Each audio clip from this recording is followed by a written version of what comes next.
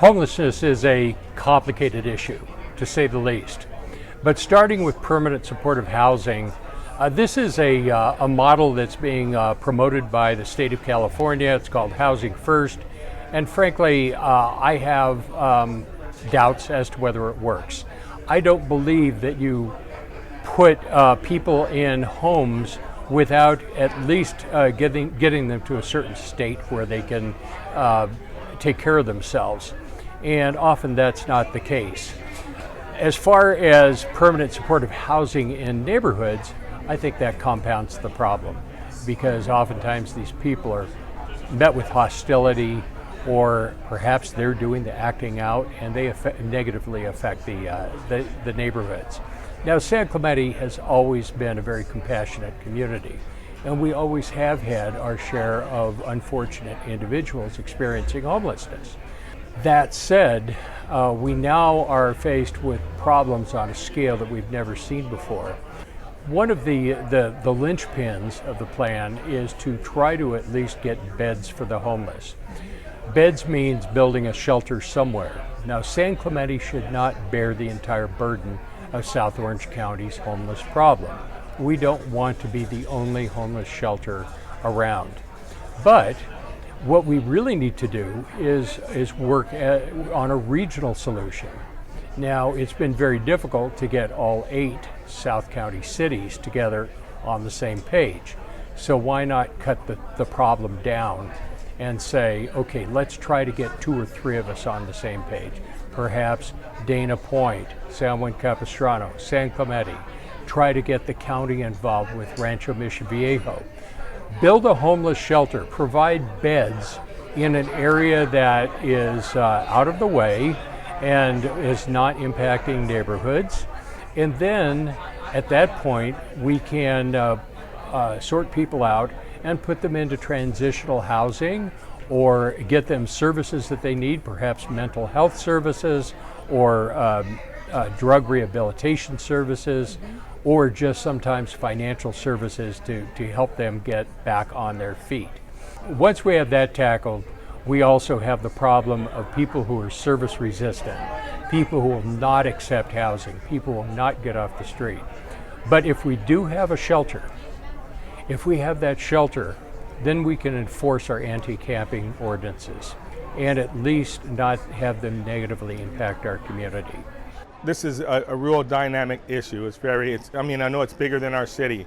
I met with Chief Manard, and I also met with Sheriff Don Barnes to get the perspective of why they could not remove homeless and get them the care that they needed.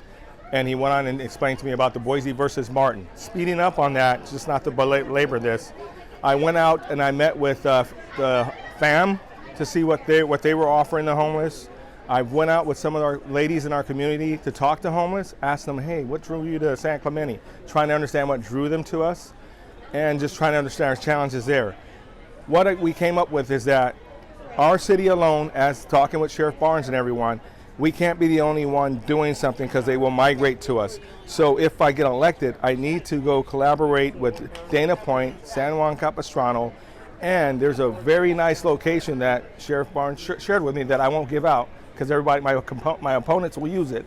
I'm just kidding, but anyways, it's prime, but we want to get the citizens to accept that. And if I'm elected, we want transparency, that we communicate on tough decisions like this, send out feelers to the community and see how it's going to be received. I do want to touch on one thing for sure though. During my experience of learning this, because as I tell everyone, I'm learning a lot about the issue, I learned that we have an SB2 zone.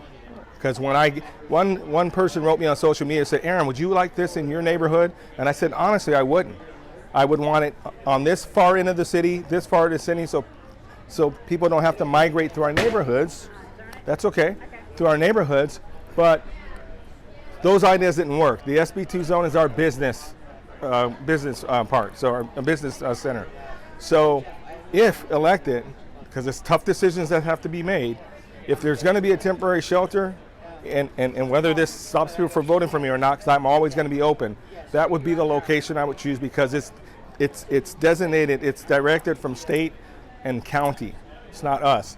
But That's where I stand with that. There's a lot to this, and there's a lot that I'm studying. I actually meet with FAM on Thursday for them to show me the facilities on where they have homeless people staying.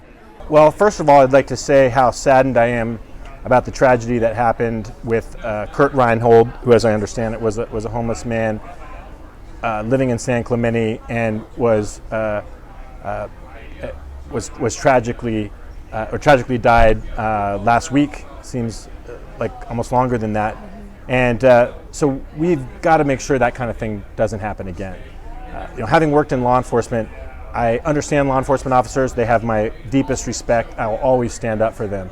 But this is a systemic problem that goes beyond any one deputy. So the first question was about permanent supportive housing. I don't see permanent supportive housing as a solution that works for San Clemente. I've seen studies that show that it does work for larger cities, but that's not us. And so based on my research, it's not something that I would support for San Clemente in terms of permanent supportive housing. I do think a regional homeless facility is part of the answer. It's not just a San Clemente problem, our homeless population. It's a regional South Orange County problem, and it should be dealt with that way. So just like I worked with diverse partners at Homeland Security to get things done, I would work with our local cities and the county to develop a facility that allows us to transition these folks to a different life. A short-term transitional facility, no more than 30 days, staffed by mental health professionals, substance abuse professionals, who are in the position to diagnose these individuals and find out what their key issue is, and hopefully set them on a better path. So in order to empower our law enforcement to act, and I've talked with Sheriff Barnes about this, the deputies need to have that authority. Well, how do you get them that authority? There has to be a facility. Should it be by the beach? No. It should be inland. It should be away from residential neighborhoods to the best that we can. And it should be a partnership, again, between all the local cities and the county and staffed by the county, so that San Clemente shouldn't bear the burden just because we happen to have a large homeless population at the beach. How do you approach individuals with services, and what do you do if they're resistant? Well, I have an answer for that too. Something I've also talked about with Sheriff Barnes. What we need to have is we need to fully fund and augment and expand the program that has mental health clinicians travel with deputies, so that when they do encounter someone who appears to have a mental health issue, those are the primary points of contact that first encounter that individual. It's not a law enforcement officer. It's someone trained and understands what they may be going through. And that partnership takes the tension out of the situation and allows those folks who are trained in exactly this kind of thing to approach that person and hopefully convince them to take advantage of the services at this transitional facility and be properly diagnosed there. And again, with the goal of trying to get them not to be homeless anymore, to be self-sufficient and to be able to, to survive on their own. Thank you for the question. That's what I'm all about, is solutions. Right now, I think we should push it back onto the county. We should push it back onto the county properties. The city already tried to install a campment for the homeless, and obviously it didn't work out because it got overran. It was so popular, and the other communities don't have a camp. So it got overran, it got overcrowded, and we had to close it down before even the end of its one-year trial period. But we have properties, the county has properties everywhere, and they can have much bigger camps. They have the landfills, they have Irvine Lake, they have the fairgrounds, they have many, many other places, and they can definitely manage it much better. And once we get all those people in a place, then we've centralized them, and the social workers can find them. Because if you've ever seen a social worker looking in the bushes, I haven't. So at least they'll be able to find these fellas. And when they're camping in town, we'll be able to give them a ride back up to the landfill or wherever they happen to be staying. So at least they'll have sanctuary and a place to roll in it until maybe they get some sleep and join society. My other ideas with that too is giving tax breaks to employers and waiving the minimum wage during training.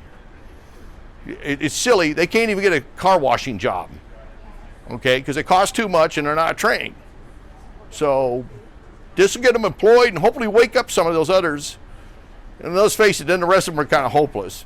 Yeah, homelessness is a very big issue, and being from San Diego, I know how bad homelessness can have an effect on the economy and the culture and even crime and safety.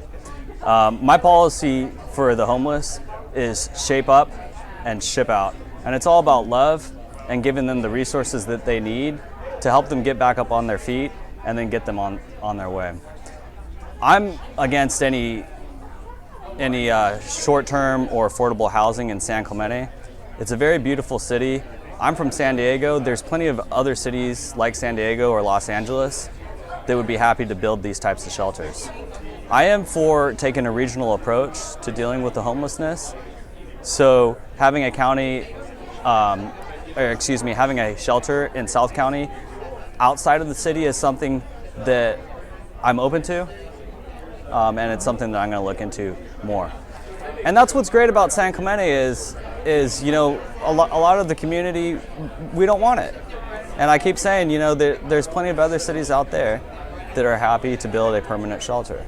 So yeah, the homeless issue is definitely affecting our town. We've had different decisions made by the board.